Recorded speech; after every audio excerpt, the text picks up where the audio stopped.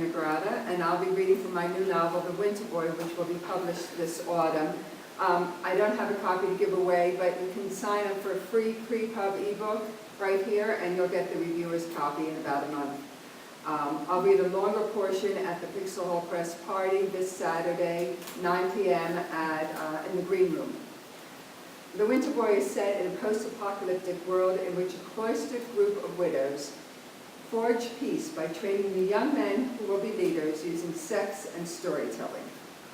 This is one of their teaching tales in which Mesrit convinces 3 of her enemies to try to sow the dream of peace between their tribes, and fails. Her tribe, or their tribe, attacks her village in a bloody slaughter. For the second time in my life, I turned my back on the ashes of my home village. My babies and my man were dead. Where my feet would take me did not matter. 1 foot in front of another and another, they carried me. The days and nights melted into a single gray walking nightmare. Sometime later, how much later I cannot say, though my great thirst did mark days passing, I glanced back from where I had come, and I saw on the horizon 2 figures running toward me. Fine, I thought, death comes in pairs. I will sit here and await them. As they approached, I recognized the strange lopsided gait of one whose legs would never really be the same, no matter how hard I had tried. At that, too, I had failed, as I had failed with everything that really mattered. What a dolt I had been to think that such a man could ever return. I closed my eyes and waited for Dak to come and end my suffering. I could ask no less of my enemy than death. I felt them approach. I prepared for the blow, but it did not come. Instead, they sat by my side and waited. Eventually, I opened my eyes. To my right was Wen. His breath was still ragged from their run, but it wasn't exhaustion that I saw.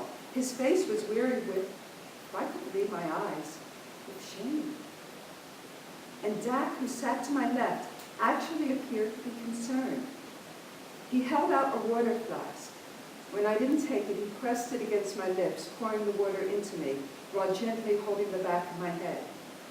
Despite my resolve to die, my throat hungrily gulped the liquid, but he would not let me have my fill. Slowly, Mesrit, let your stomach remember the feeling of water, Dak said. He wet a cloth with the water and began to bathe my face. I shrank from his touch. Wasn't he supposed to hold a knife? Then I heard Wen's voice. Mesrit, are you okay? I saw the boy, who was a boy no longer. He looked to be near tears. We were so worried about you when we heard. Damn it, Mesrit, we tried. We couldn't stop them. We tried. You've got to believe me. But they were already setting out. They'd been preparing for war all winter. And they wouldn't hear us. Please, Mesrit, do you understand what I'm saying? Dak, do you think she understands? Dak allowed me to drink some more water, but he held the flask. Yes, Mesrit understands. That's what she does best, isn't it, Mesrit? Dak, where's your knife? I asked. Here it is, Mesrit. Do you need it for something? He held out his blade with the handle pointed toward me. When I didn't react, he placed it on the ground between us. I couldn't fathom what game he was playing this time, but when? Dear Wen. And Finn. Where's Finn? I asked Wen. He's dead, Dak answered, because Wen couldn't. Why? Did the Marat kill him during the raid on our village? Wen's face distorted, and he cried out, Mesrit, don't you understand? We tried to stop them. Pa stood in their path, and they went right through him. His own people, my people. They killed him. Then, another death to my tower. Yes, Mesrit, Finn is dead, but it was a proud death, a good death, Dak said. He did you honor to the end. Mesrit, you do understand, don't you? Pa kept his oath, and we will too. You have to understand.